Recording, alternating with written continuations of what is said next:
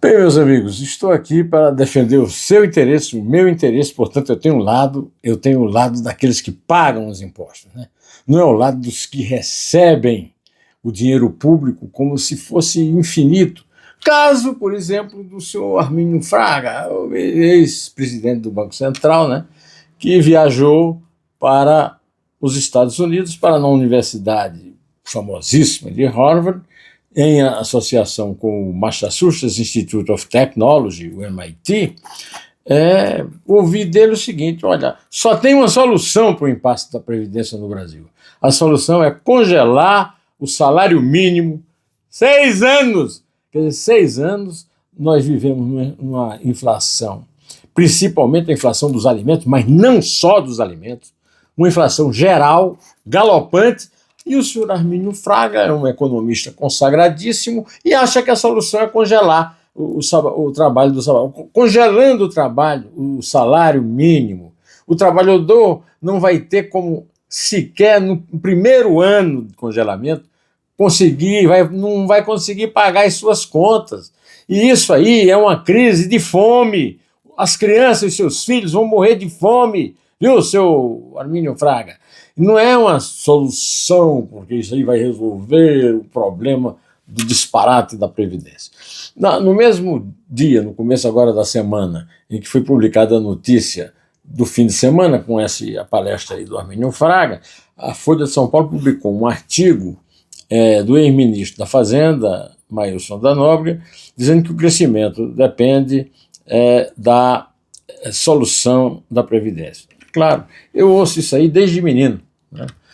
Desde menino que eu ouço que o problema da Previdência não tem solução, é um problema que se acumula. Agora, o que é que aumenta o problema da Previdência? É o salário mínimo? Não, não é. São os penduricalhos dos juízes, são as pensões das mulheres descendentes de oficiais das Forças Armadas que recebem durante 100 anos essas pensões. São decisões como os militares que cometerem crimes e sejam condenados continuam recebendo salários que, segundo as contas menos altas, né, chegam a 5, 6 vezes os salários normais da própria categoria, né? Pois é, o que acontece é o seguinte: a solução do problema da Previdência não é congelar. O povo inteiro está caindo de pau em cima do Armínio, mas também não adianta cair de pau em cima dele. Tem que pensar no que fazer. E o que fazer é acabar. Por exemplo, querem saber de um privilégio aí de juiz?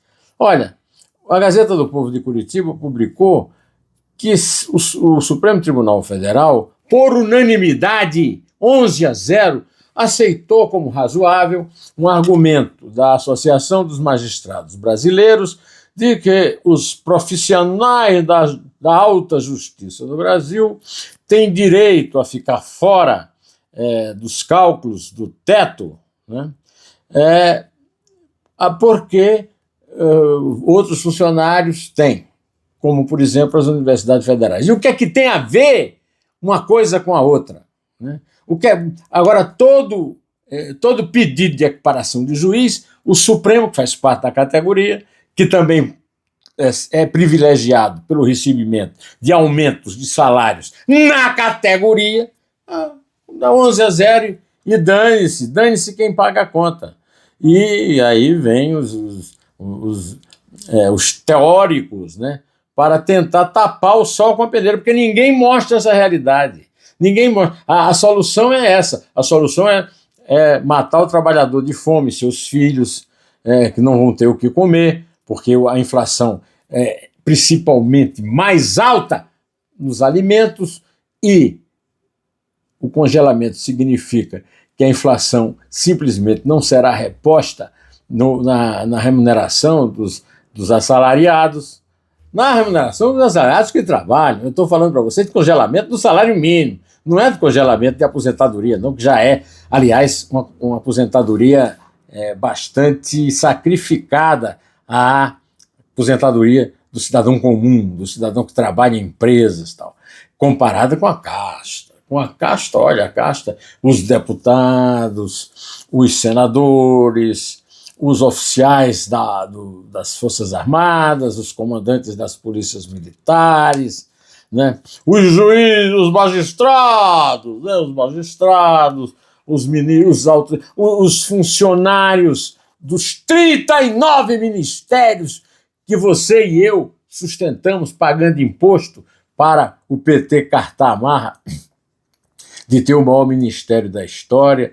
Tudo isso é conta, tudo isso é dívida. E todo mundo fala como se fosse uma coisa de se orgulhar e não uma coisa de lamentar. Pois eu digo que é de lamentar.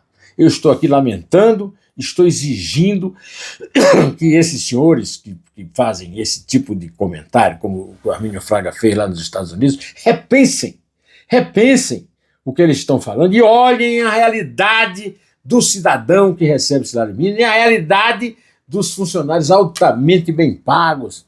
Olha, em 2018, a Gazeta do Povo publicou que os senhores magistrados do Poder Judiciário recebiam, naquela época, 50 salários mínimos em relação ao salário mínimo do trabalhador comum.